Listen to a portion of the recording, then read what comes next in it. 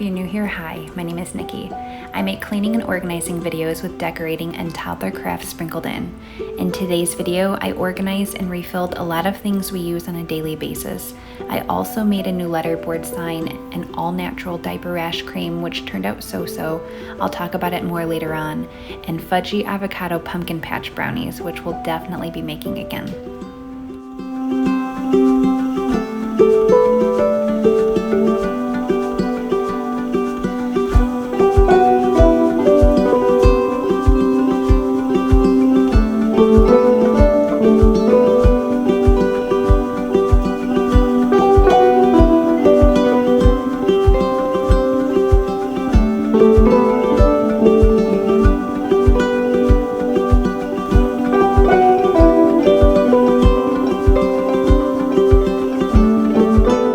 At least once in a day, I'm putting these books back where they belong.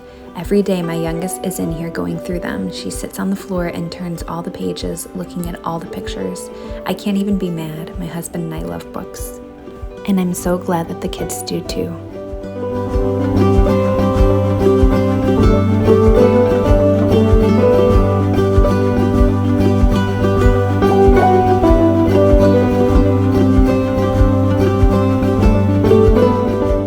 You'll notice some Halloween decorations in the background. We started early this year. If you want to see more of our decorations, you can check out my last video. I'll link it in the description. We intend to put more up little by little. We are a family who lives for Halloween. But if you're not into decorating early, you can always save it for later and put it on when the mood strikes you. I know not everyone appreciates Halloween in August.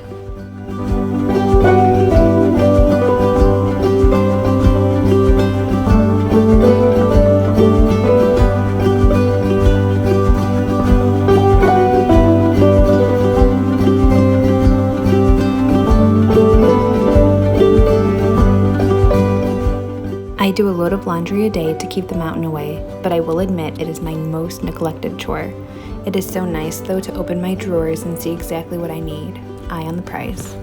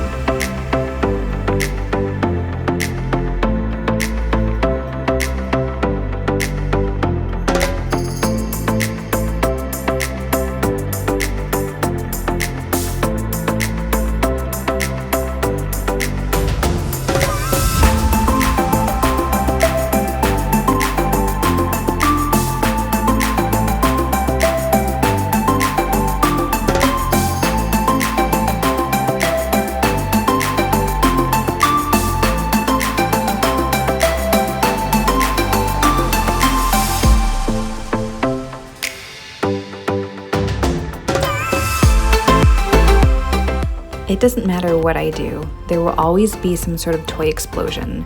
Nobody warns you before you have kids that once you have them, you will bend over 10,000 times a day.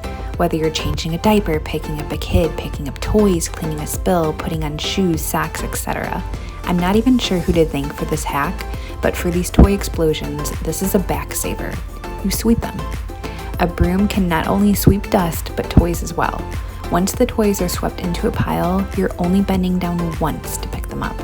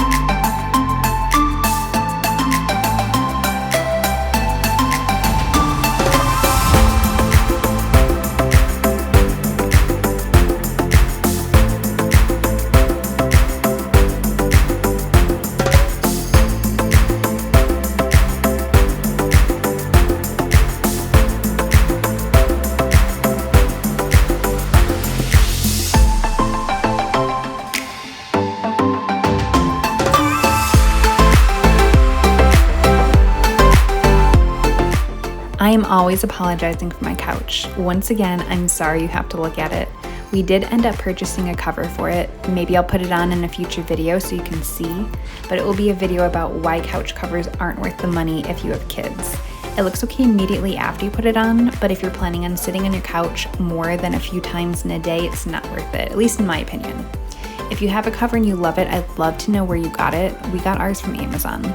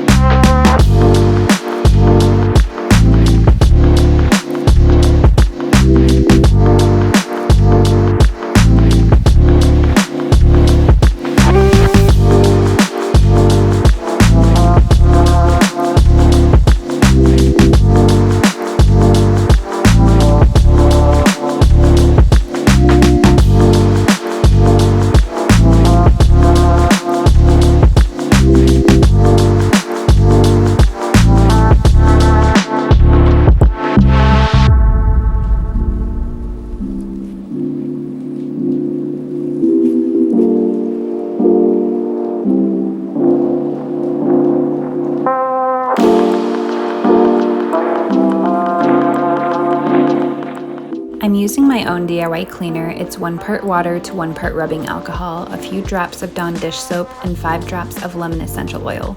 I prefer using this homemade version, or soap and water, to harsher chemicals and regular vinegar. I will use vinegar to clean parts of my home, but I don't think I could clean my surfaces with it because I use this every day and I can't do the smell of vinegar. I just can't.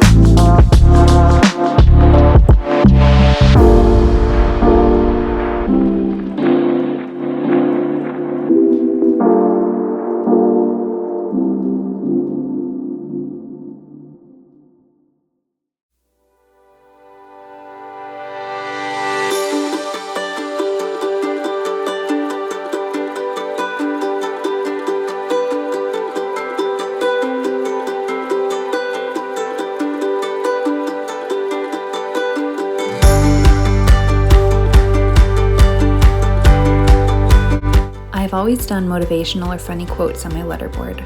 Today I decided to do a reminder. Have you seen the TikTok of a woman saying, don't put it down, put it away. Let me repeat, don't put it down, put it away. She goes on to say this a few more times, and you really let those words sink in. It's so simple, it's silly. It's like, duh, don't put it down, put it away. If you can live by those words, making that one small change could really change your life. I know it would change mine. My house would be so much cleaner and much more organized.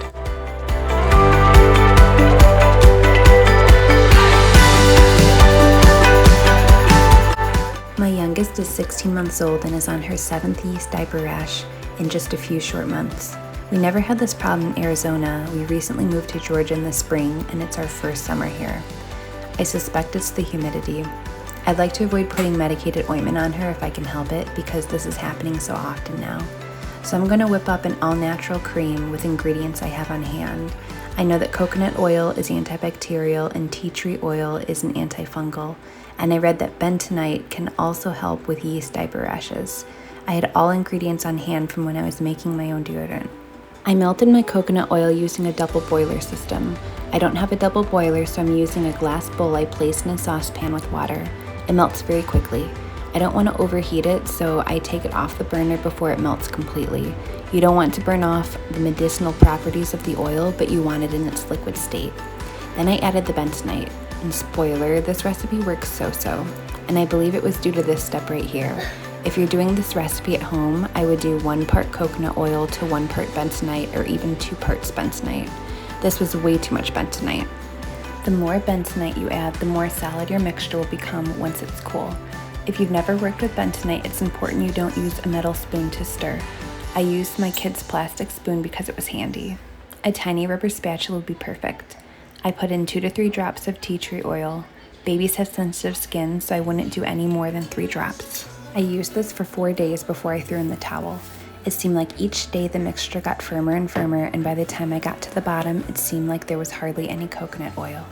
Coconut oil should melt when it comes into contact with your skin, and this wasn't very melty. I will be making this again, but we'll use a 1-to-1 or 2-to-1 ratio. But this current rash I need to get gone ASAP because it's been so many days. I will use medicated ointment to heal it, and next rash, try again.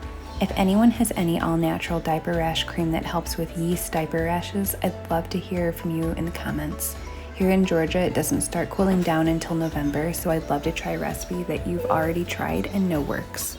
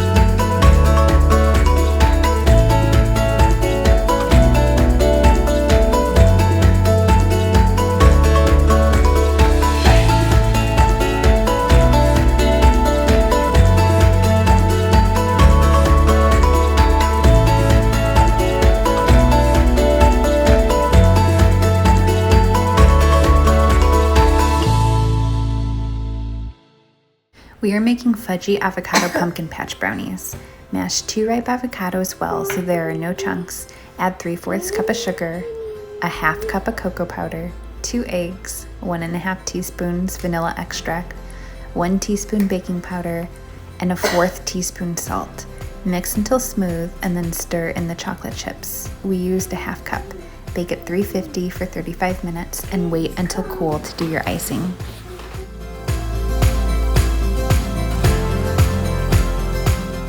We've made pumpkin patch brownies before, but never avocado brownies, and I can't believe how good they turned out. They were a bit more crumbly than I expected, but the taste was really good. Before Evie was born, when I found out she was going to be a girl, I saw us baking together in the kitchen. Some of my most favorite memories are cooking with my mom. I hope my daughter has the same memories when she grows up. I can't believe we're here living my dream. If I could choose a moment to stand still in time, this would be it.